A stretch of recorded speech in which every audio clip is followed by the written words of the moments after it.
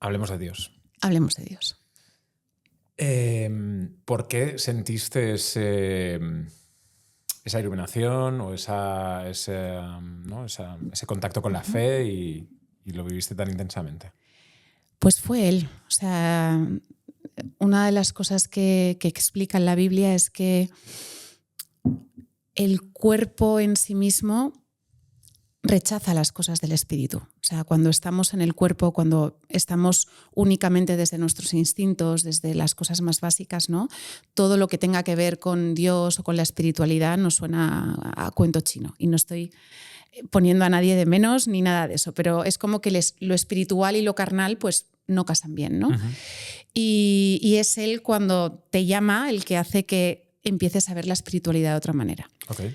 En mi caso, yo vengo de educación New Age, que en aquella época no se llamaba New Age, era pues espiritualidad oriental, todo este tipo de cosas. Danos detalles de eso para que podamos hacernos una idea, porque yo he escuchado que tú, por ejemplo, cuando ibas al colegio llevabas un bocadillo de aguacate machacado. De aguacate machacado y me decían, ¿eso qué es lechuga? Claro, que ahora a lo mejor es un poco más normal. Total. Pero antes, pues yo qué sé, era mortadela con la cara de Mickey, ¿sabes? Claro.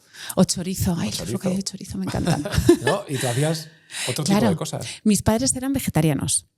Mi padre era profesor de yoga, de hecho fue pues, el segundo profesor de yoga que hubo en España. Él tiene ahora 94 años, es muy mayor. Uh-huh. Y mi madre era profesora de educación física en un instituto, pero también pues, conoció a mi padre en un curso de yoga. Los dos, pues en mi casa, las revistas que había era Año Cero, hablando de aliens todo el día, o Huerto Integral, porque éramos vegetarianos. Todo era pues medicina natural, los chakras, todo eso. O sea, yo aprendí a echar las cartas con 6, 7 años. ¿En serio? A leer manos, a hacer cartas astrales aprendí con 12, con 13 años. La primera regresión me la hicieron con 12. Mi madre se hizo maestra de Reiki. ¿En serio? Sí. Wow. O sea, yo crecí ahí, yo crecí en eso, yo crecí creyendo en la reencarnación, creyendo en que yo era un alma que estaba evolucionando, que había elegido mis padres, mis circunstancias vitales, que yo tenía el poder de decidir de vida a vida qué circunstancias iba a vivir y que yo estaba aquí para evolucionar. Todo. Eso fue más moderno. Eso entró cuando hace como unos 10 años así, pero todo, registros akáshicos, masaje metamórfico, Theta Healing, constelaciones familiares, todo. O sea, todo. Qué fuerte. Todo eso. Y metida en todo eso, al final lo que vas viendo es que todas estas terapias, todas estas teorías, el yoga incluso, o sea, yo he sido profesora de yoga 20 años de mi vida, he estado dando clases de yoga, todos son caras de una misma cosmovisión que lo que te dice es que tú tienes la potencialidad de ser Dios y que lo que tienes que hacer es elevar tu vibración lo suficiente uh-huh. como para trascender las vibraciones negativas y ser tu propio Dios y manifestar uh-huh. la realidad que quieres, ¿no? Dios está en cada uno de nosotros. Exacto, que es esto de todos somos uno, todos formamos parte de una consciencia divina universal y todos somos Dios uh-huh. y todos tenemos el poder de crear. Que conceptualmente está bien o no está bien.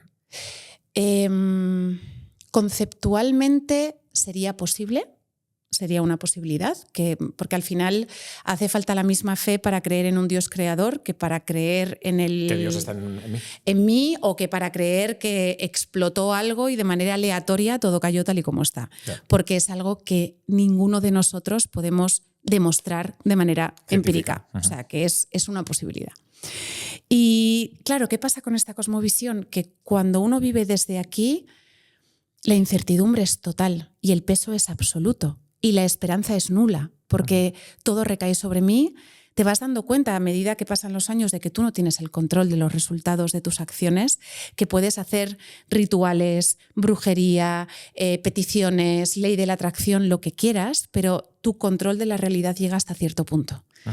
Y te acabas sintiendo profundamente solo, con un peso de la responsabilidad brutal y además con todo el foco puesto en elevar tu vibración. ¿Y qué hace eso de no? O sea, yo tengo que tener la vibración muy alta, entonces lo más importante es mi bienestar para que yo cumpla mis sueños Y poco a poco las personas que te rodean se van convirtiendo en medios para que consigas lo que quieras y en accesorios para que tú cumplas tu objetivo de convertirte en tu propio Dios. O sea, el foco se va poniendo mucho en ti.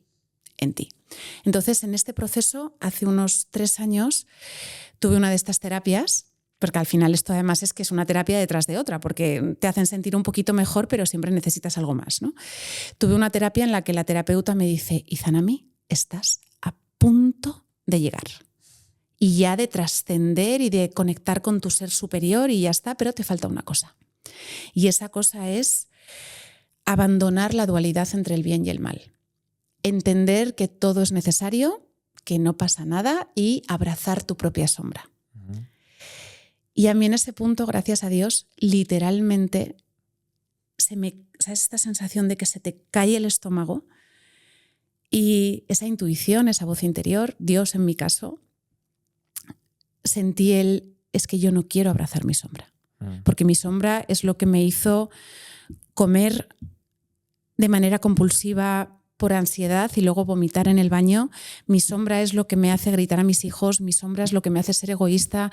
O sea, yo no quiero abrazar mi sombra. Yo quiero abrazarla y que desaparezca de mí. Yo no quiero abrazar esta mierda, ¿sabes? Ahí es cuando yo hago, esa fue mi última terapia de New Age, ya no hice absolutamente nada más. Mi marido flipó porque en mi casa agarré todos los libros de ocultismo, brujería, tarot, todo lo que tenía y lo quemé en una pira funeraria ¿En serio? en la chimenea. Wow. Y fue como un no. O sea, me niego a creer que el mal es aceptable. Y ahí, poco a poco, pues Dios va obrando, ¿no? Y digo, voy a leer la Biblia. Y además yo, pues como soy así, ¿no? Un poquito obsesiva, todo el mundo te recomienda que empieces siempre por el Nuevo Testamento, que además es como lo más crucial y más importante porque te explica la venida de Jesucristo, pero yo empecé desde el principio, o sea, Génesis 1. Y empecé a conocer a ese Dios que es justo, que aborrece el mal, que es muy pronto para la paciencia y para la misericordia, pero que acaba castigando. Y entonces, claro, cuando yo veía a ese Dios abrasando vivos a la gente que quemaba a sus bebés, dije, vale, aquí sí. Aquí estoy. O sea, aquí estoy. O sea, este Dios que aborrece el mal y que no me pide que abrace mi maldad, con este voy. O sea, con este voy a full. Y ahí fue pues este proceso de 3 años en los que Dios ha ido obrando. Hay una parte muy bonita cuando está Juan el Bautista, que es el que empezó a bautizar a la gente en el mar antes de que llegara Jesús, que eran más o menos de la misma edad. Y la gente le decía, ¿pero eres tú el Mesías? Y le decía, no.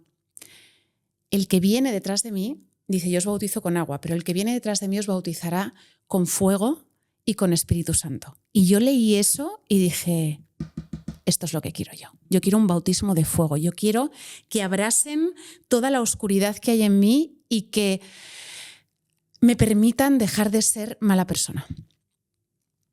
Y pedid y se os dará.